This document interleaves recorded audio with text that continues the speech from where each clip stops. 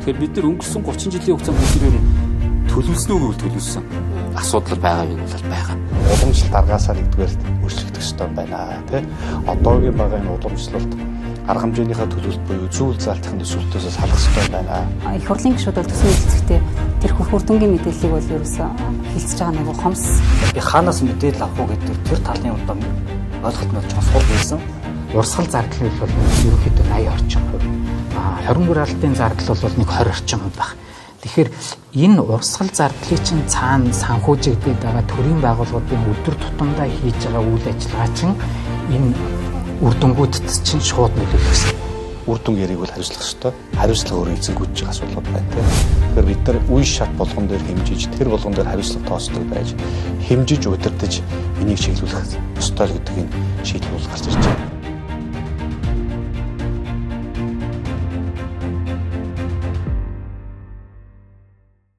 Орой минь дүргийн үзэгчтэй. Өнөөдөр бид Монгол төрийн ажлын тухай хэлцэх болно. Тэгэхээр энэ удаагийн хэлцүүлгээ бид Монгол төрийн ажил хэрэг явуулах үндэс суурь болох төрийн удирдлага буюу үр дүнд суурилсан нэгдсэн удирдлагын тухай ярилцах болно. Төрийн удирдлага, нэгдсэн удирдлага гэдэг яг юун дээр суурилж явд юм бэ гэдгээс асуудлаа эхлэх ёстой баг. Бид нар ингээд олон жил ярьлаа л да. Ер нь энэ засаглал тогтворгүй учраас бид нар хөгжихгүй байна. Тэгээ бодлого тогтворгүй байна гэж аягүй хоншилж ярьдаг штеп. Үндсэн хуульд хийсэн засаглалыг тогтвортой болох өөрчлөлтийн тухай биднэрт нэг ярьж өгөөч. Тэгээ 2019 он болоо сая энэ 2023 онд бас бид нар үндсэн хуулийн нэмэлт өөрчлөлт хийсэн. За үүн дээр гол орсон асуудал маань бол энэ үндсэн хуулийнхаа өөрчлөлтөөр бид нар одоо хөгжлийн бодлого төлөвлөлтөөр тогтвортой байна. За эргээгээ тэр хөгжлийн бодлогод нь хийсэн төсвийг баталдаг байна гэж энэ суурь зарчмыг бол оруулж өгч байгаа. Тэгэхээр энэ өөрөө бол би өөрөө үндсэн хууль туссан маш том бас энэ суурь зарчмын асуудал та. Тэгэхээр бид нар нэг талдаа улс юм бол өөрөө хөгжлийн бодлоготой байх хэрэгтэй. Хөгжлийн бодлоготой нийцсэн төсвийг бид нар баталдаг байх хэрэгтэй гэдэг энэ суурь зарчим бол нэгөр орж иж байгаа. Тэгээд одоо бол яг зүгээр бид нар Монгол улсынхаа хөгжлийн бодлого төлөвлөлт талаасаа бол тодорхой 4-5 үе шатаар бодлогыг төлөвлөж байгаа. Нэгдүгээрт одоо юу гэдэг нэг Монгол улсын жилийн хөгжлийн төлөвлөгөө гэдэг нэгжлийн бодлого байгаа тийм. За дараагийнх нэг засгийн газрын үйл ажиллагааны хөтөлбөр 4 жилээр гарч ирж байна. За 3 дугаарх нь энэ Монгол улсыг хөгжүүлэх энэ 5 жилийн үндсэн чиглэл бөгөөд хөрөнгө оруулалт хөтөлбөр гэдэг нь 5 жил гарч ирж байгаа. За тэгээд хөгжлийн зорилттой хөтөлбөр 10 жилээр дараачих нь алсын яриа 2050 30 жилээр гэж байгаа. Тэгэхээр ерөөсөө бүх том малгайдаа яг буцаагаад уруу хамаарлаараа энэ том малгайдаа саяын тэр 10 жилийн 30 жилийн бодлоготой 10 жилийн нийцэж гэнэ үгүй юу? 10 жил дотор 5 жилд орж гэнэ үү? 5 жилдээ 4 жил болоод 1 жилийн бодлогод орж гэнэ үгүй гэдэг асуудал байна.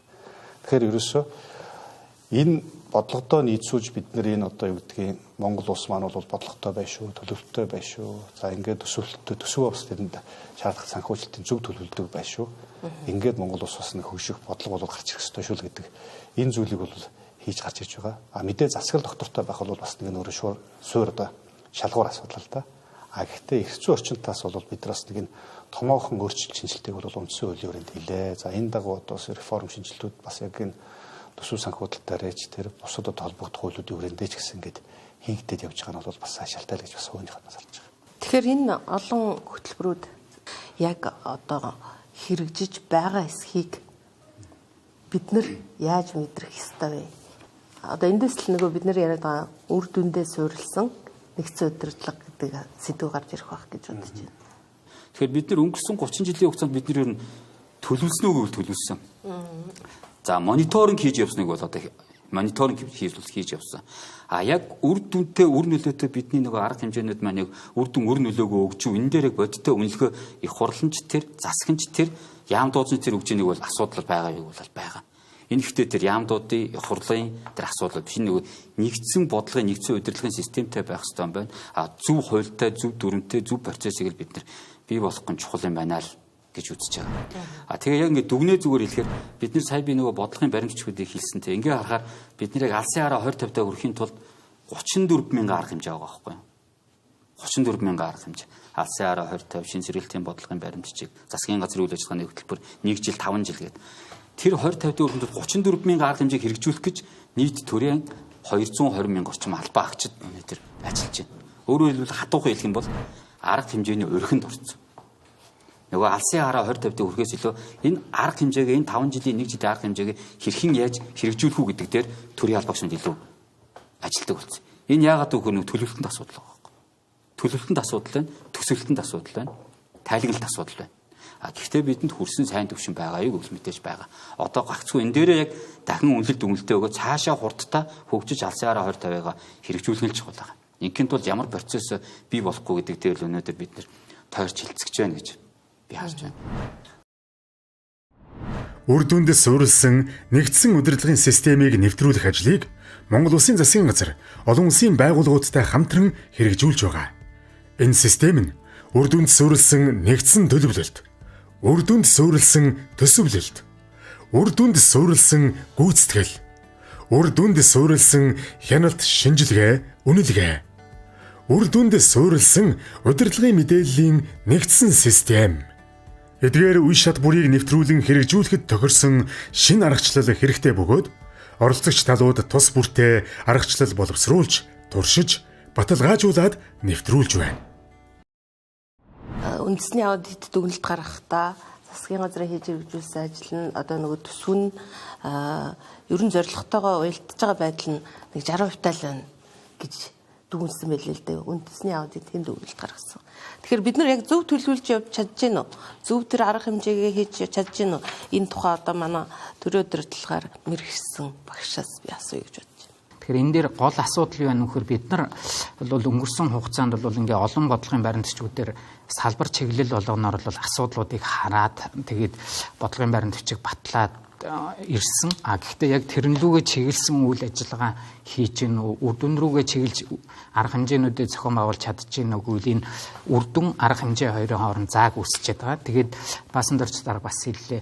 Бид нар ихэвчлэн өдөр тутмынхаа арга хэмжээн дээр илүүтэй төвлөрөөд үр дүнгууд рүүгээ анхаарал хандуулж чадахгүй байна гэдэг. Тэгээд энэ үр дүнгуудээ авч үзэхдээ бид нар асуудлуудыг өөрөөр хэлбэл энэ үр дүнгуудыг хооронд нь уялдуулж энэ асуудлаас үүсээд байгаа үр дагаврыг арилгахын тулд асуудлын шалтгаан хүчин зүйлүүд нь юу юм бэ гэдэг дээр наривчилж дүн шинжилгээ хийж асуудлын шалтгааныг арилгахад чиглэсэн ийм бодлого төлөвлөлт хэрэгжилт хяналт шинжилгээ үнэлгээг хийж чадахгүй байгаа учраас бодлогоор бол асуудлуудаа бол хараад байна. Гэтэл нөгөө асуудлын шалтгаан нөлөөлөд байгаа хүчин зүйлүүд дээр нь төвлөрж сайн цаашд нь төлөвлөлт 5 жил 4 жил 1 жилийн төлөвлөлт төрийн байгууллагуудын хийж байгаа үйл ажиллагаа төрийн албан агчдын хийж байгаа үйл ажиллагаагаа ийшээгээ чиглүүлж чадахгүй байгаа учраас үр дүнгууд гарахгүй байна л гэдэг зүйл бол харагдаж байгаа.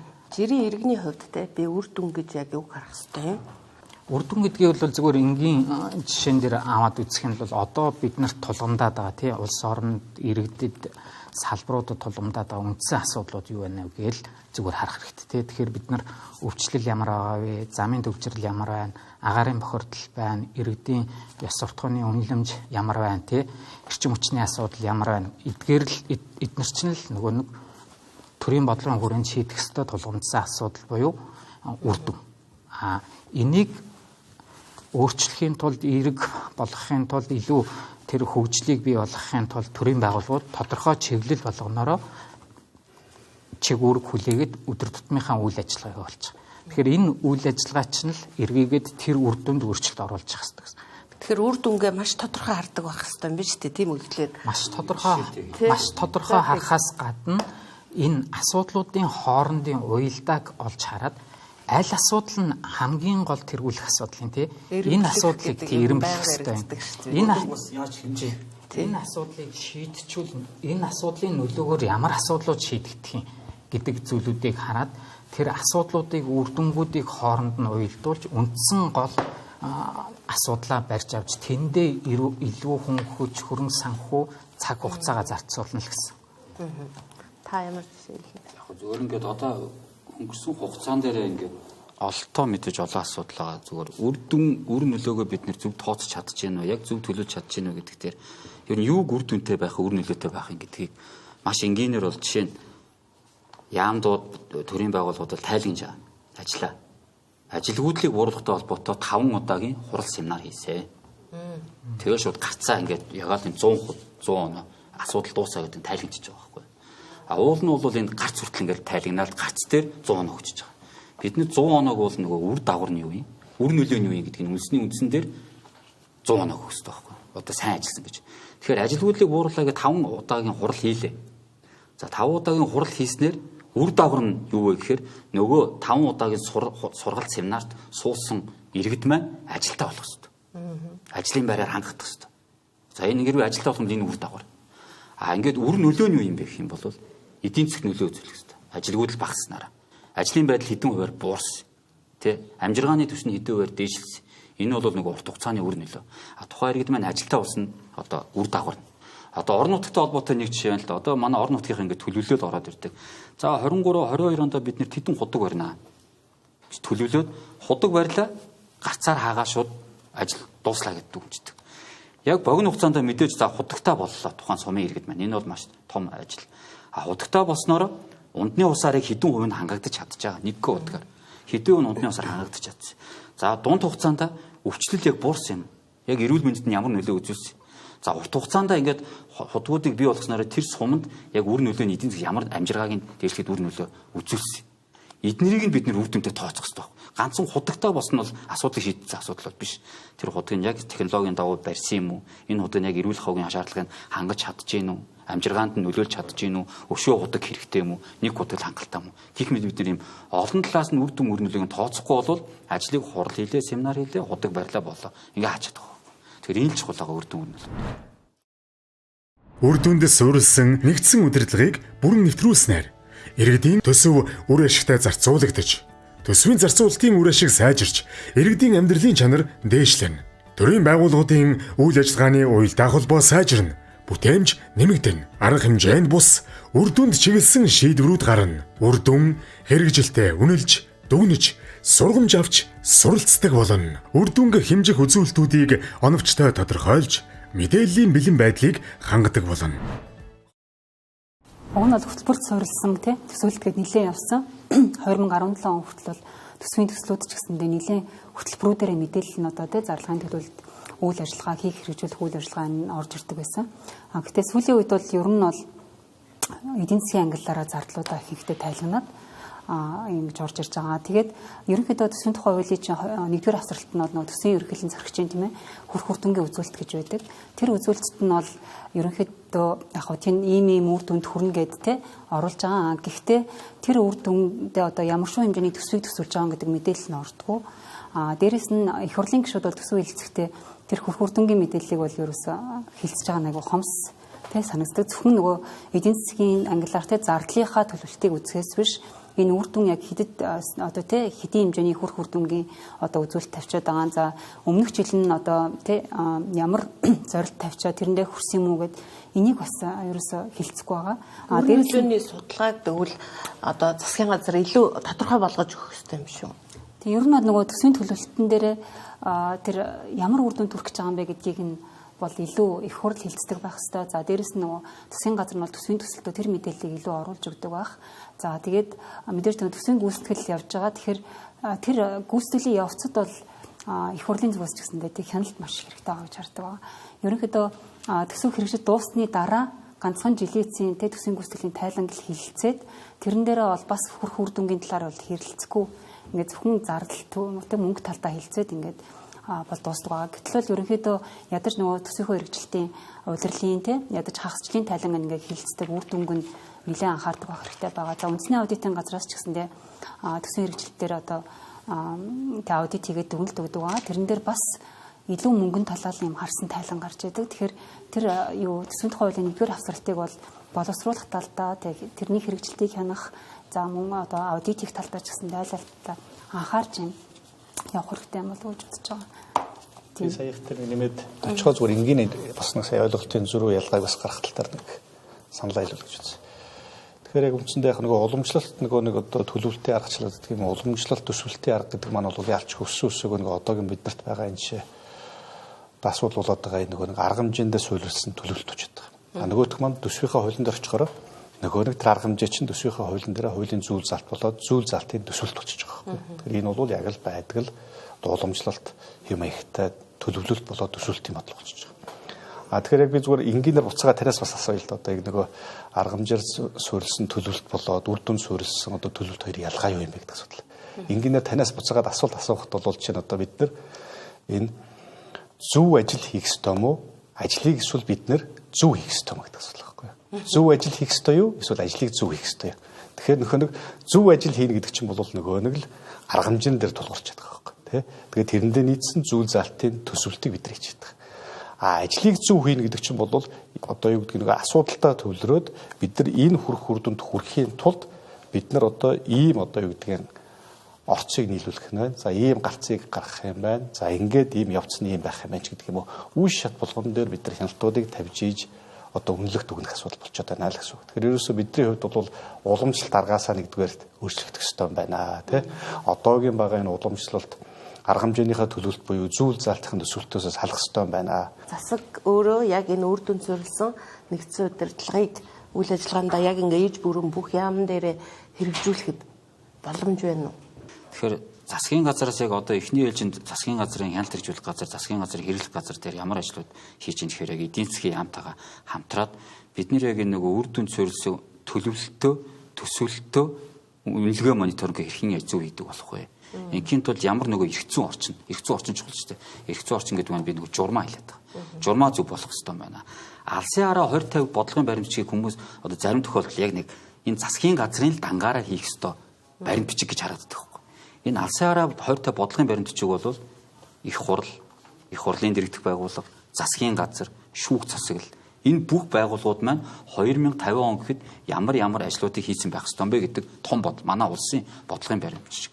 Тэгэхээр энийг ганцхан одоо засгийн газрын журмаар төлөвлөөд, төсөвлөөд үнэлээд байгаа байхгүй. Тэгэхээр засгийн газрынхаа журмаарыг засгийн газрын харьяа бүх шатны засаг дарга 21 одоо 16 яам тий төрийн бол орон нутгийн хэмжээнд компаниуд маань ажиллагааг төлөвлөөд их хурлын дэргэдэх байгууллагуудаа хэрхэн яаж наривчилж үнэлэх юм мөн их хурлын бүтцийн байгууллагууд байгаа. 12 байнгын хороодоо бас яг алсын хараа 20 та бодлогын баримтчиг болон хөгжлийн бодлого төлөвлөлтийн тухай хууль заасны дагуу их хурл өөрөө яг хийвэсэн. Яг нөгөө энэ хөгжлийн бодлого төлөвлөлтийн тухай хууль болон үндсэн хуулинд нийцсэн хууль тогтоомжууд яг үе шаттайгаар дунд болон урт хугацаанд гарч ийн үү? Яг энд нийцсэн хяналтуудаа тавьж ийн үү? Энд нийцсэн төсвөлт нь яг явж ийн үү? Энд нийцсэн төлөвлөлт нь явж ийн үү? Ингээд бид нэр шатантаа дээд чат гүйцэтгэх засаглал те их хурлын дэргэдэх байгууллагууд гэдэг энэ зөв механизмаа зөв болгох нь хамгийн чухал юм болов уу гэж одоо зөв нэг ажлын хэсгийн түвшнээс гарч байгаа. Тэгээд мөн дээрээс нь бид нэг 21 аймаг байна. 21 аймгийг бид нэр ажлын төлөвлөлтөд ер нь барыг яг адилхан төлөвлөд байгаа байхгүй. Тайлагнахтаа адилхан тайлагнаад адилхан үнэлээд байгаа. Энэ дөөрөө бас асуудал байгаа. Яагаад тэгэхээр говийн бүс байна. Дорн говь, өмнө говь, дунд говь тий говь сүмбэр. Энэ бол илүү уул уурхай газрын баялагт илүү түлхүү хөгжсөн бүсийн хөгжил одоо ярьж байгаа шүү тий. За хангаан бүс байна ч гэдэг юм уу тий. За Сэлэнг Төв аймагт хархан газар тариалан илүү түлхүү хөгжсөн.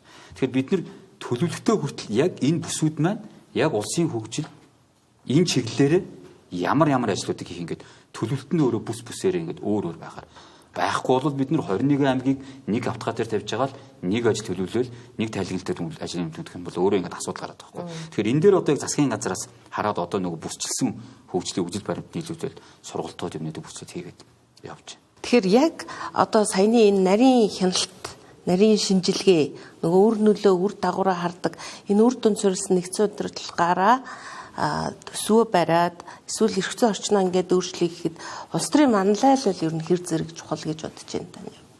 За мэдээж ерөөс улс төрийн манлайлал хамгийн чухал. Энэ бидний зориод байсан 14 хуулинд оруулсан төсвийн доктортой байдалтай холбоотой, төсвийн сахилгын хяналттай холбоотой, төсвийн одоо ил тод байдал, нээлттэй байдалтай холбоотой хуулиуд бол ерөөсөө үр дүнд рүү чиглэж байгаа. Үр дүнд суурилсан төлөвлөлт рүү төсвөлт рүү шилжих суур зарчмын асуудлуудыг гаргаж тарьж байгаа байхгүй. Тэгэхээр үр дүнд суурилсан энэ төсвөлтийн чинь суур зарчим нь өөрөө юу юм бэ? Эсвэл одоо юу гэдгийг ямар бодлогын үндсээр хэрэгжүүлэх ёстой бэ гэхээр сая л энэ бодлогод байх ёстой болчихж байгаа байхгүй. Тэгэхээр бид нар нэг талдаа төсвийн байнгын ороноос улсын их хурл манлайлал хийгээд энэ хийсэн өөрчлөлтүүд маань бол яг энэ чиглэж байгаа. Чи нэг талдаа одоо хийсэн зүйл бол юу гэхээр энэ одоо төсвийн хүрээнийхээ мэдээлэлтэй холбоотой. Тэгээ төсвийн хүрээ гэдэг чинь төсвийн дунд хугацааны бодлогын баримтчиг. Энтэйгээ холбоотойгоор төсвийн одоо доктортой байдлынхаа хуулиудтайгаа хамт нэг жилийн төсвийг оруулж ирж өөрчлөлтөг байдал байж болохгүй шүү гэж хэлж байгаа.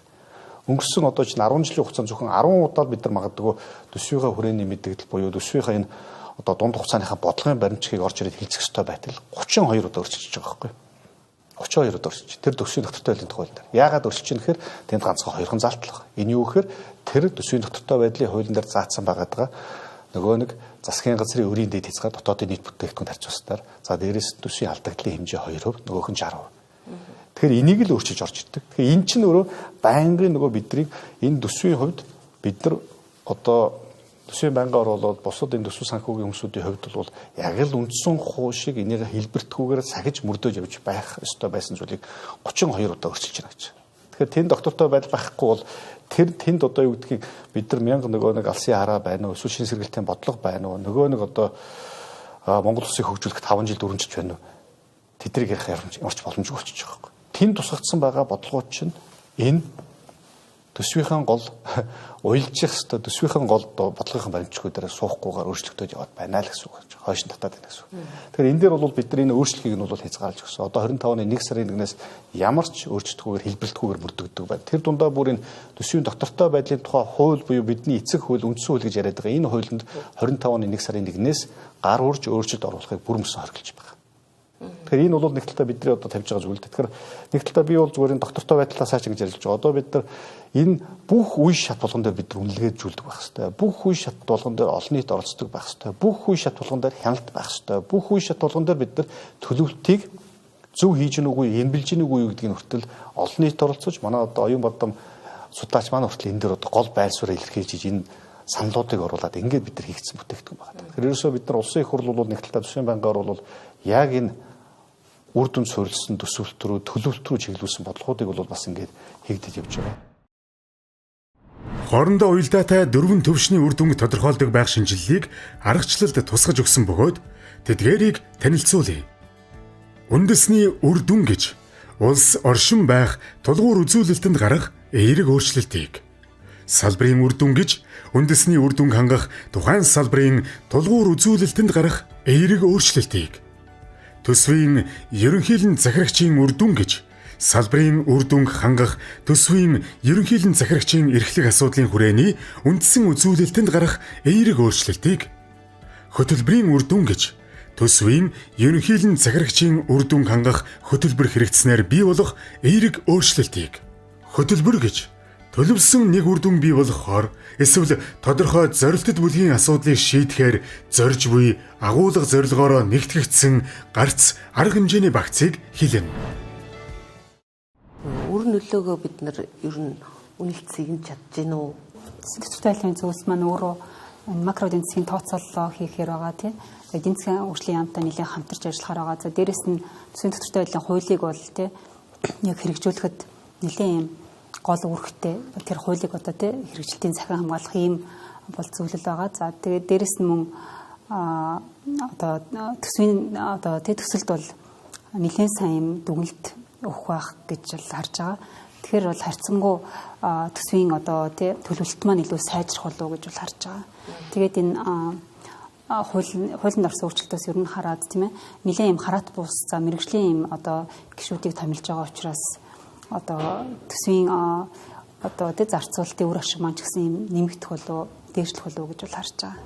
Манай баяр тогтоох сэтгүүлч Дорногов аймагт бас яг жирийн иргэдтэй яг энэ асуудлаар үр дүн суурилсан нэгдсэн удирдлага гэж юу вэ гэдэг дээр нэлээд уулзалт хийж явсан маа. Мэдлэг хэрэг юм.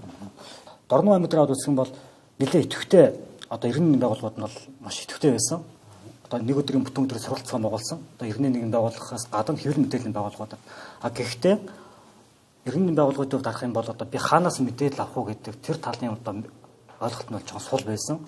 Дээр нь яг энэ үр дүн суурилсан төсвийн төлөвлөлт нэгдсэн удирдлага гэдэг зүйл чинь өөрөө юу юм бэ гэдэг дээр бол бас харилцан адилгүй байсан. Тэгэхээр эхний тэр өдрийн уулзалтаар бол яагаад бид нар энэ тухай ярих хэрэгтэй юм? Энэ өөр ямар үр дүнтэй юм? Өмнөх одоо төсвийн бодлого одоо энэ арга хэмжээ маань өөрөө ямар одоо алдаанотой байсан гэдгийн зүйл дээр бол ярьж байгаа. Тэгэхээр ер нь цаашдаа зөвхөн ингээд нэг удаа ярилцаад өнгөрөх биш. Тогтмол одоо юу гэдэг сургалцсан болох хэрэгтэй байна, уулзалт хийх хэрэгтэй байна. Төсөв одоо 9 сарын 1-нд хөрөн барина гэдэг сая ярьлаа улсын төсөв. Орон нутгийн төсвийг бас яг тэр хилцэх батлах процесс ч гэсэн хамт тэр сургалтын үйл ажиллагааг бодохоор явуулж явах хэрэгтэй байна. Өөр одоо цахим хөгжсөн учраас өөр хаанаас үзэж болох юм, аймгийн одоо вебсайтаас үзэж болох юм, өөр мэдээлэл одоо хороод өрөө дээрээс ч юм уу тийм байдлаар мэдээлэл авч болох юм байна гэж харсан. Ер нь хүмүүс их зөв зөвтэй юм явж байгаа юм байна гэсэн хүлээл бол нэлээд өндөр байлээ. Илүү эдийн засгийн агуулга талаас нь бол бас зарим харж ирлээ. Хувийн хвшлийнхэн ч гэсэн энэ дээр нэлээд санаачлагтай байгаа нь бол харагдсан. Сая 2 сэтгүүлч маань бол бас яг 2 аймгийн чиг бас гаргаж иж тавьж байна. Батгах маань бол яг Дорногов аймгийн за дараагийн Дорногов аймаг аль болох хэвээр юм бэ гэдэг асуудал гаргаж иж тавьж байна. Та болохоор Завхан аймгийн одоо тэр суманд бол чинь зөвхөн үйл ажиллагааны зардлаас өөр юуч байхгүй шүү дээ гэсэн ярьж байгаа. Тэгэхээр эн чинь өөрөө бидний нөгөө яагаад энэ үр дүн суурилсан төсвөлтөөр бид нар төлөвлөлт рүү шилжих ёстой юм бэ гэдгийг бодит илэрхийлж очиад байгаа байхгүй. Яагаад вөхөр тэр засаг дарга дээр бол зөвхөн дөр өмнөх жилийнхэн төсвийг нь суур болгоцсон тэгээд тэр нэг баг зэрэгээр өснө нэмэгдэж байгаа л төсвөөс өөр зүйл байхгүй болчихж байгаа. Энэ бол миний түрүүний яриад байгаа нөгөө зүйл заалтын төсвөлөлт буюу арга хэмжээнд дээр суурилсан төлөвлөлтийн бодлогонд байна л гэдэг асуудал байгаа. Тэгэхээр бид нар ер нь энийг бас суур зарчмынхын хүрээнд бодлогын өвч гэсэн өөрчлөх ёстой гэж бол би бас хувийнхаа үднэс боддог. Би бол харьцангуй яг зүгээр хувийнхаа үднэс арай либерал өнгөж бас боддог өөрөө. Гэхдээ бид нар чинь одоо өнөөдрийн байгаа тогтолцоон дээрээс энэ орон нутгийн хөгжилтэй холбоотой асуудууд бүсчил өглөг зөндөө ярьлаа тий. Орон нутгийн бие даасан байдлыг зөндөө ярьлаа. За тэгвэл бид нар энэ орон нутгийг энэ аймгийг тэр сумыг одоо бүс нутгийн хөгжлийг бий болгохын тулд өнөөдөр бид нар энэ хөгжлийнхаа бодлого дээр энэ орон нутгийн холбоотой хөгжлийнхаа бодлого дээр стратеги төлөвлөгөөн дээр төлөвлөлтөн дээр бид нар суур том зарчмын өөрчлөлт хийх ёстой байна л гэж хараад байгаа. Яагаад вэ гэхээр өнөөдөр магадгүй яг тэр одоо саяын тэр зүйл заалтан дээр суурилсан өмнөх жилийнхэн төсвийн суурь болгож байгаа төсвөр бид нар тэр хүнийг та үр дүн гаргах гэж шахаж шаардаж болохгүй болчихж байгаа байхгүй. Тэгэхээр хүрх үр дүнгийг бий болгохын тулд түүн шаардлагатай тэр гарцыг нь бий болгох хэрэгтэй болчиход байна. Түүн шаардлагатай үйл явц орчуудыг нь бий болгох хэрэгтэй болчиход байгаа байхгүй. Тэгэхээр би энд харж байгаа зүйл бол юу гэхээр нэг талдаа одоо бид нар орон нутгийг өөрчлөе гэх юм бол энэ засаг захиргааны бие даасан байдлыг бэхжүүлэхийн тулд төсөв санхүүгийн бие даасан байдлыг бий болгох хэрэгтэй. Орон нутгийн бие даасан байдлыг бий болгоёг бол хүссэн үсэг энэ чөр төсөв мөнгөтөл яригдах асуудал болчихж байгаа байхгүй.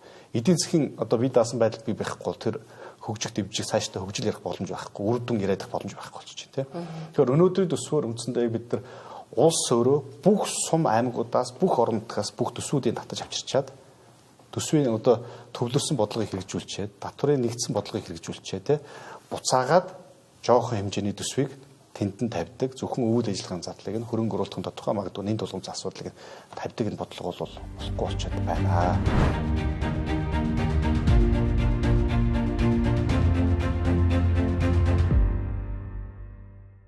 Дэлхийн олон улс оронд энэ үр дүн суурилсан нэгдсэн удирдлагыг системийг нэвтрүүлж ажиллаж одоо амжилтанд хүрсэн түүх байд юм лээ. Тэгэхээр манайх шиг ийм тархаа бутархаа цөөхөн ийм улс оронд ер нь яг ямар хэв загвар нь яг таарахын яг энийг хэрэгжүүлээд амжилтанд хүрсэн улс орн та ер нь олон улсын жишээ байвал манай үзэгчдэд ярьж байна. Одоо Тэмүүлэн гүшин хэллээ бидний төсөв маань бол ингээд уламжлалт хэмээгээр явж ирсэн гэж тий. Тэгээд энэ улс орнууд бол бас юун дээр анхаарж байна гэхээр одоо нийт төрийн байгууллагуудын төсвийг ингээд аваад үзвэл урсгал хөрөнгийн ингээд хоёр багтана тий. Тэгэхээр яг ингээд ерөнхий дунджаар нь харах юм бол урсгал зардал бол нэг ерөнхийдөө 80% 20 гуралтын зардал бол нэг 20% байх. Тэгэхээр энэ урсгал зардлыг чинь цаана санхүүжигдээд байгаа төрийн байгууллагуудын өдөр тутамдаа хийж байгаа үйл ажиллагаа чинь энэ үр дүнгуудад чинь шууд нөлөөлөх ёстой. Тэгэхээр тэр үр дүн хийж байгаа өдөр тутмын хийж байгаа төрийн албан хаагчдын үйл ажиллагааг яаж зөв болгох юм бэ? Тэгээд төрийн албан хаагчид нь өөрсдөө зөв байж иргэдийгээ зөвд манлайлах юм бэ гэдэг юмыг чиглүүлээд ингээд үр дүнгуудээ гаргаж чадчих байгаа байхгүй. Тэгэхээр энэ нөөцийн хэмнэлд үр ашигтай байдлыг яаж гаргах вэ гэж. Тэгээ түрүүн бас би хэлсэн асуудал үр дагавартай тэмцэх үү, асуудлын шалтгаантай тэмцэх үү гэдэг дээр нөгөө асуудлуудаа нийгэм тулгамдсан асуудлуудаа хооронд нь шалтгаан үр дагаврын холбоос оруулаад хамгийн гол асуудал нь энэ юм байна гэдээ энэ дээрээ төвлөрдөг. Манай бодлогуудыг ингээ харах юм бол асуудал үр дагавартай тэмцсэн жишээнүүд бол нэлээд цөөнгүй байна. Жишээ нь одоо бидний сайн мэдэх агаарын бохирдлын асуудал байлаа гэж бодоход бид нар нүүрсийн сольж үзлээ, тий, зуухын сольж үзлээ, яндангийн сольж үзлээ, одоо галын ачийн солих дотоо тий. Тэгэхээр эн чинь яаж ийм гэхээр асуудал үр дагавартай тэмцээд байна. Тэрнээс асуудлын шалтгааныг арилгах хэрэгтэй юм байна л гэдэг дээр улс орнууд бол их анхаарал хандуулад яаж энэ асуудлын шалтгааныг үүсгээд байгаа тэр иргэдийн зан үйл хийгээд байгаа үйлдэл зан төлөв хандлага төлөвшлөл нь ямар байна вэ? Тэрийг юу сэтэлжүүлээд байна вэ? Тэр сэтэлжүүлээд байгаа шалтгааныг нь арилгачих юм бол иргэдийн зан төлөв үйлдэл зөв болно. Иргэдийн зан төлөв үйлдэл зөв байх юм бол салбар тулгамдаад байгаа асуудлууд шийдэгдэнэ. Салбар тулгамдаад байгаа асуудлууд шийдэгдэх юм бол улс орны хэмжээнд хүсэн үлдээд байгаа улс орны хөгжил, иргэдийн амьдралын чанар, байгаль орчны тогтвортой байдал гэдэг юмнууд шийдэгдэнэ гэдэг дээр л анхаарал хандуулж байгаа. Тэгэхээр энэ үндсэн шалтгааныг яаж олох вэ? Тийшээ яаж бодлого төлөвлөлтөд хэрэгжүүлэх вэ? Тэр үндсэн шалтгаандаа яаж илүү төсөн мөнгө хуваарлах вэ? Тэр үндсэн шалтгааныг арилгахад чиглэсэн төрийн байгууллага болгоны хамтын ажиллагаа уялдаа яаж хангах вэ? Тэр асуудлуудад гарч байгаа эерэг өөрчлөлт байна уу? Асуудал шийдэгдэж байна уу, шийдэгдэхгүй байна уу гэдэг дээр нь хяналт үнэлгээ мониторингоо яаж хийх үү гэдэг нь л энэ үр дүн суурилсан удирдлагын гол концепц явж байгаа гэсэн. Одоо сая хэллээ ингээд үр дүнд суурилсан цахим нэгдсэн удирдлагын цахим систем гэж нэрлээд энэндээ одоо холбоотой мэдээллүүдийг оруулах гэж аяж бид болсон л да. Жишээлбэл одоо юу гэдэг эрүүл мэндийн яамны хөтөлбөр хэрэгжүүлээд энийг гарч байгаа үр нөлөөний ийм үр дагавар нь ийм гэж тайлангаа оруулахад тэндээс нь нийгмийн хамгаалалт хөтөлбөрийн яам мэдээлэлээ бас давхар авч харилцаа уялдаатай байх ёстой гэж тодруулсан. Энэ тал дээр ер нь энэ цахим системийг бий болгох тал дээр та юу гэж бодож байна? Яг өнөөдөр бол бодит байдал дээр нөгөө төсвөлтөнд тусдаа системтэй тайлагналт одоо буюу үнэлгээ мониторинг тусдаа системтэй тайлагнаад бүх байгууллагууд тайлагнаад явдаг. За төлөвлөлт нь одоо бол хийж байгаа. Тэгэхээр өнөөдөр яг нэг засгийн газрын түвшинд энэ гурав бол тусдаа явдаг юм байна. Одоо олон улсын жишээ бол нэгдсэн нэг системтэй удирдлагын нэгдсэн үр нөлөөнд суурилсан юм удирдлагын нэгдсэн системтэй болох хэрэгтэй байна гэдэг ажил одоо яг хийгдэж явж байгаа. Тэгэхээр би энэ ажил нөгөө эцлэгдээгүй учраас би одоо бол яг ихт одоо үнэлэлт өгөхийг болохгүй байна. Тэгэхээр хамгийн гол нь бидний нөгөө одоо яриад байгаа хийх гээд байгаа зүйлүүд маань гол нь иргэдийнхаа сэтгэл ханамжийг л дэвшүүлэх гээд байгаа шүү дээ. Иргэд сэтгэл ханамж нь өндөр байвал бидний одоо нэгдсэн удирдлагын систем төрийн үйлчлэгээ бүгд л сайн байна. Үнэлэлт нь ч сайн гарна. Тэгэхээр бид нөгөө энэ иргэдийн сэтгэл ханамжаа тооцоолохын тулд бас нөгөө талдаа төрийн албан хаагчдын сэтгэл ханамжаа мартаж болохгүй. Олон улс ч гэсэн яг ингэж явдаг. Тэгэхээр арга хэмжээ гэдэг чинь хэрэгтэй шаардлага бол биш шүү дээ. Арга хэмжээ л гэдэг байхгүй. Тэгэхээр энийг одоо зөв болгож те нөгөө үр дүнд суурилсан болгохын тулд эдийн засгийн хөгжлийн яамыг бий болгох, төлөвлөлт бий болгохын тулд эдийн засгийн хөгжлийн яамыг бий болгосон гэж би ойлгоод байна л да. Би нөгөө ахаал нөгөө түрүүн хэлснээр л эдийн засгийн хөгжлийн яам байгуулагдаад 1 жил гаруул болсон. Бид нөгөө альва нэг өөрчлөлтийг хийхдээ энэ урт дунд богино хугацаанд ийм үзүүлэн шүү. Эдийн засгийн хөгжлийн яам бол яг засгийн газрын түвшинд Монгол улсын хөгжлийн бодлогыг засгийн газарт тодорхойлоод төлөвлөх ийм гол үндсэн чиг үүрэгтэй хөгжлийн бодлого үзэл баримтлал гэдэг юм. Тэгэхээр одоо таны асууж байгаа би эдийн засгийн хөгжлийн яам 1 жилийн дотор ийм мэдээж хийсэн үр дүнгуудын тайлгналтууд юмнууд гарч ирж байгаа шүү дээ. Тэгэхээр бид нар альва нөгөө дунд хугацаа урт хугацаанд нь сайн харах хэрэгтэй. Яг үр дүн үр нөлөөгөө яаж их юм бэ? Ингэж бидний өнөөдөр ярьсан юм маань яг чиг үрдэн үр нөлөөгөө энэ төсөв дээр маш их анзаарчихсан тий. Эдийн засгийн хөгжлийн яам байгуулагдсанаар төлөвлөлт одоо төсөв дээр төсөв тал дээр маш их өөрчлөлт гарсан байх гэж бодож байна. Миний хувьд гэж дүгнсэн. Танд юу анзаардаг вэ? За бас яг цогцоороочтой яг хэрэгжихэд бас өндөр. Одоо эхнийхээ ажлын одоо үр дүн болоод эхнийхээ даалгаврыг биелүүлэх цаг хугацаа нь бол одоо бид нар 3 сарын 15 эдийн засгийн хөгжлийн яам төсвийн хүрээлэнийхээ мэдээллийг оруулж ирнэ. Дунд хугацааныхаа. За яг үүний 15 хоногийн дараа төсвийн доктортой байдлын зөвлөл маань одоо бид нар нэг төсвийн шинжилгээ хуулийн дагуулга гэж явж байгаа зүйлүүд л дээ. Тэгэхээр төсвийн доктортой байдлын зөвлөл маань 3 сарын 30-нд эдийн засгийн хөгжлийн яамны босруулж оруулж ирсэн одоо дунд хугацааны төсвийн хүрээний мэдээлэл дээр өөрсдийнхөө мэргэжлийн зөвлөмж дүгнэлтийг гаргаж оруулж ирнэ. Тэгэхээр одоо бид нар бол эхнийхээ дөнгө одоо энэ хоёр байгууллага дээр тавигдах энэ цаг хугацаа бол 3 сарын 15 болоод 3 сарын 30 болж тарж байгаа. А би хувийнхаа үднэс дүгнж байгаа зүйл бол яг бид нар бас энэ эхлээд одоо юу гэдгийг сая үндсэн хуулийн тэр нэмэлт өөрчлөлтийн дагуу бол тэр хөгжлийн бодлоготой байна. Хөгжлийн бодлогод нийцсэн төсвийг төсвөлдөг байна гэдэг бодлого хийсэн. За одоо бол энэ эдийн засгийн хөгжлийн яам болоод энэ төсвийн доктортой байдлын зөвлөл бол би энэ эдийн засгийн хөгжлийг зурх зураач нар гэж би бол хөөднийх нь сараад байгаа. Зураач нар яагаад вэ гэхээр тэгэхээр энэ хүмүүсүүд маань бол яг тэр хөгжилд нийцсэн тэр төсвийн хүрээний мэдээлэл тэр дунд хугацааны бодлогыг нь гаргаж ирж таарна. За дээрээс макро эдийн засгийн төлөвлөлтийг хийж таарах гэж хамтраад.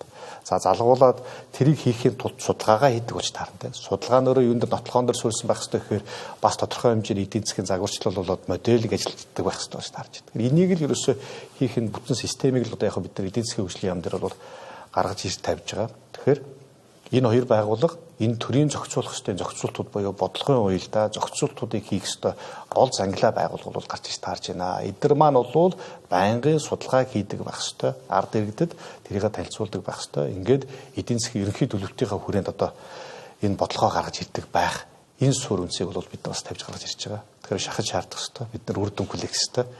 Харин сая намхад авах чухал асуудал өндөж байна л да. Төрийн захиргааны байгууллагын доктортой байдал, төрийн албаа агчдын доктортой байдал. Ер нь энэ төрийн албаа агч яг үн цэн нь өөрөө яг юу юм бэ гэдэг зүйл айгүй чухал байгаа байхгүй. Тэгвэл нийгэмд ч янз бүрийн хардлага байдаг. Төрийн албаа агч талдаа ч гэсэн асуудал байгаа юу гэвэл бол байгаа. Нөлөөнд автдаг. Гэхдээ нийт энэ төрийн жинхэнэ албаа агч нийтээрээ бол тийм биш. Яг төрийн албаныхаа тухай хууль заасан яг өмнөх ажлаа яг шударгаар хийдэг нөлөөнд автдаг юм мянган төрийн албаагчд байгаа. Тэр дунд ганц хоёр асуудал орсон төрийн албаагчдыг нөгөө энэ асуудлыг бий болгоод байдаг. Асуудал болгоод байдаг. Тэгэхээр алсын хараа 2050 дээр нөгөө ухаалаг бүтцгээд бүлэг байдаг. Яг тэрэн дээр төрийн захиргааны байгууллагын бүтэц зохион байгуулалтыг оновчтой тодорхойлох замаар чиг үүрэг их одоо их мэдлийн хуваарлтыг наривчлах гэсэн яг заалт байна. Алсын хараа 2050 дээр. Яг энд нийцүүлээ шинсэргэлтийн бодлогын баримтчгийн нэг сэргэлт нь төрийн бүтээмжийн сэргэлт байдаг. 7 сэргэлтийн. Төрийн бүтээмжийн сэргэлтээр засгийн газрын оновчтой үр ашигтай засаглалыг бий болгох гэсэн байна. Тэгэхээр яг энэ хүрээндээ л одоо ер нь засгийн газрын түвшинд юу гэж юм тэгэхээр ер нь энэ дарга төвтэй удирдлагын тогтолцооноос одоо өөрчлөх цаг нь болсон юм байна.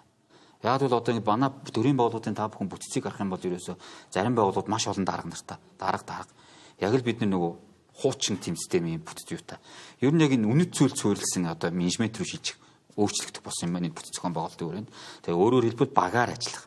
Багийн нэг гишүүн тэр дарга цэрэг гэлтгүү. Яг тийм багийн гишүүдээр. Тэгээс тэр тухайн байгууллагын тамгын газрын дарга тэр байгууллагынхаа тамгын газрын дарга болохоос иргэний дарга биш шүү дээ. Тэгэд иргэнтэй харьцагтай ч гэсэн тамгын газрын дарга иргэнтэй харьцдаг. Тэгэхээр өөрөөр ингээл том зургаар харах юм бол ер нь төрийн захиргааны байгууллагын бүтэц зохион байгуулалт нэг чиг үүргийн шинжилгээ юм хийх болсон юм байна гэдэг дээр бол сая намхад агаагчд бол санал нэг байгаа. Танд ямар санал энэ дээр судлаач нь? Ерөнхийдөө засгийн газрын бодлогын бол гол үр дүн нь бол миний бодлоор жишээлбэл ядуурл буурж гэнэ үү те ажил эрхлэлт нэмэгдэж гэнэ үү гэсэн энэ үзүүлэлтээр бол харагдах бах. Сүүлийн үед бол гэхдээ нөгөө Дэлхийн банк за статистикийн үндэсний статистикийн газрын судалгаагаар бол ядуурл бол нэг буурч чадахгүй те 27-28% одоо ингэ байгаа. Тэгээд энэ ядуурл буурахгүй байгаа нь бол өөрөө бас нэлээд төсвөр үр дагаврыг тавьчирч байна. Тэмээ гэр ороод маш ихсээ за нөгөө агаарын бохирдол нь те Монгол хүний одоо эрүүл аюулгүй орчинд амьдрах тэр үндсэн хуулийн эрхийг хүртэл юм зөрчтөл ийм нөхцөл байдлаар үүсэж байна. Тэгэхээр хөрөнгө оруулалтын төслүүд гэхэд жишээлбэл төсвийн хувьд чинь бид нар бараг 380 төгрөгийг жил болгон те хөрөнгө оруулалтын төслүүдэд зарцуулж байна. Тэгэхээр эдгээр ихээ ерөнхийдөө нийгмийн эдийн засгийн ач холбогдол үр ашигын тооцоо мэдээлэл нь бас ил болгож явах хэрэгтэй байна. Тэрэн дээр бид нар их хурлын гишүүд ч ярьдаг. За иргэний нийгмийн зүгээс ч гэсэндээ тэр төслүүдийн үр ашигыг бол хилцдэг юм байх хэрэгтэй байна. Одоо энэ үр дүн зөрүүлсэн нэгц удирдлагыг хэрэгжүүлэхэд биднэрт одоо ямар цаад бэрхшээл тулгарх бол за их хурл бол ямар ч гэсэн өөрийнхөө зүгээс төсвийн хуулиа доктортой байх тал дээр хууль санаачлаад хэрэгжүүлсэн юм байна. Доктортой байж чадах болов бид нар. Намхаа өгч ярьж байгаа зүйл бол ерөөсөө шийдвэр гаргахчдаа өөрсдийнхөө үзмжээр ч гэдэг юм одоо шийдвэр гаргахыг хязгаарлах гэдэг асуудал юм л. Тэгэхээр ерөөсөө бидний энэ төсвийн шинжилгээ хүрээнд хийсэн энэ бодлогод маань ерөөсөө энэ рүү бас чиглэж байгаа. Тэр улсын их хурл байна уу, засгийн газар байна уу, эсвэл шийдвэрд орох юм тэр сангийн сайд байна уу, эдийн засгийн хөгжлийн сайд байна уу, төсвийн ерөнхийлөн захирагч нар байна уу. Өөрсдийн үзмжээр асуудыг шийдэхгүй энэ Монгол улсын хөгжлийн бодлогод бол бид нар бодлоготой байх, тэр дундаа шинжилгээний үнэлтэд хандах, алсын хараатай хандах, төсөв мөнгөнийхөө бодлого дээр бид нар одоо бас яг энэ шинжилгаанчаар хандаж бодлого шийдлийг зүй гаргадаг байх ёстой л гэж асуудаг ярьж байгаа. Тэгэхээр бидний өнөөдөр ярьж байгаа гол үндсэн сэдв үр дүнд суурилсан төлөвлөлт гэдэг зүйлийг ярьж байгаа боловч яг эцсийн дүндээ ярьж байгаа зүйл маань бол ерөөсөө хөгжлийг ярьж байгаа байхгүй. Тэгээд нөгөө нүүбийн доктортой хөгжлийн зорилттой ч гэсэн ерөөсөө гол үндсэн үр нь ерөөсөө тийм шүү дээ. Хөгжлөөс хэн ч үлдэхгүй хоцрохгүй байх ёстой л гэдэг зорилтыг тавьж байгаа. Ерөөсөө бидний гол зорилго ерөөсөө тэр байна. Тэрэнд хүрэхийн тулд бид нар шаардлагатай бүх энэ хууль зөрчний шинжилэлд бол зоригтой байх ёстой, тууштай байх ёстой. Өөрчлөлт шинжилтийг бол өөрөмсгөр хандаж хийдэг байх ёстой гэдэг асуудал байгаа юм л да. Тэгэхээр эцэст нь дүгнээд бас харахад ерөөсөө энэ хариуцлага асуудлыг бас бидний хахаас харахгүй болчихж шүү дээ. Үр дүн яриг бол хариуцлах ёстой. Хариуцлага өөрөө эзэнгүүж байгаа асуудлууд байна те. Тэгэхээр бид нар үе шат болгон дээр хэмжиж, тэр болгон дээр хариуцлага тооцдог байж, хэмжиж удирдах энийг чиглүүлэх ёстой л гэдэг энэ шийдэл бол гарч ирж байна. Өнөөдөр бидний бас яриан дээр бас нэг дурдсан маш их олон одоо үзэгчид бол анх удаа сонсч иж магадгүй яг зүгээр нөгөө одоо үр дагаварч гэдэг юм уу, үр нөлөөч гэдэг юм уу, үр дүнч гэдэг юм уу. Энэ болгон ч өөрөө өөр утга агуулгатай болчиход байгаа. Дунд хугацаа, урт хугацаа, богино хугацааныхаа үр дүнгээр бид нар илэрхийлээд байгаа шүү. Тэгэхээр энийг ч гэсэн энэ хууль эрх зүйн орчны шинжилгээний хүрээнд одоо бид нар бол зорилт, хүрх, үр дүн, үр дагавар, нөлөө нь ийм өөр одоо утга агуулгатай, зааг ялгаатай маа гэдэг энэ ойлголтын ялгааг бол бид нар шинжиж хийх зайлшгүй шаардлагатай болоод байгаа. Энийг бол эхнээсээ үе шатгаараас хийгээд явж байна. Тэгээ ямар ч бай засгийн газар болоод улсын их хурлын удирдлагын манлал бол хамгийн чухлаа. Тэгээд энэ дээр бол бүгд бас тууштай байна гэдэгт бол сэтгэлтэй байна. За баярлалаа. Баяр тогтох сэтгүүлчдийн анзаарагдав. За миний хувьд бол яг энэ үнд тун суурилсан хөтөлбөрийн одоо 5 зөрчин байгаа. Олон талын оролцоо, уян хатан зохицуулалт, бүр ашигтай байх хэвээр, ил тод цогц, нотлон суурилсан гэдэг. Энэ 5 зарчмыг бол одоо хувь хүнч бай, сонгогч бай, сэтгүүлч бай, одоо бусад одоо өөр салбар хүмүүсч бай, тухайн төсвийг харахтаа, тухайн бодлоготой танилцахдаа энэ 5 зарчмыг л харах хэрэгтэй юм байна. Шинэ нэр томьёонууд нэлээх гарлаа, үр дүнд суурилсан нэгдсэн удирдлага гэж яг юу юм бэ? Юуны төлөө бид нэр зориод байгаа юм бэ гэдгийг та бүхэн энэ удаагийн одоо энэ хэлцүүлгээс нэлээд сайн мэдэж авсан бах. Бид нэр өнгөрсөн 30 жилд маш олон төлөвлөлт хийжсэн ч яг хаашаа яваад байгааг нь мэддэхгүй, ард түмэндээ яг ирж наалтсан нь харагдахгүй ингээд олон жилийг алдсан бах гэж бодож байна. Тэгэхээр бид нэр цаашдаа яаж хийгээд байгаа юм? Тэр нь надад яаж нөлөөлөд байгаа юм бэ гэдэг ард иргэд нь илүү тодорхой мэдээлэлтэй байх юм байна. Тэрийгээ төрийн албан, улс төрчид нь хэрэгжүүлж байгаа эсхийг илүү тодорхой мэддэг болох юм байна. Тэгэхээр бид нарын дараагийн хэлэлцүүлэг төлөвлөлт төсөөлөлт нь яаж явагдах вэ гэдэг тал дээр байх болно. Үр дүнд суурилсан нэгдсэн удирдлагын тухай та бүхэнд өнөөдөр шинэ ойлголт төрүүлсэн байх гэж бодож байна. Анхаарал тавьсанд баярлалаа.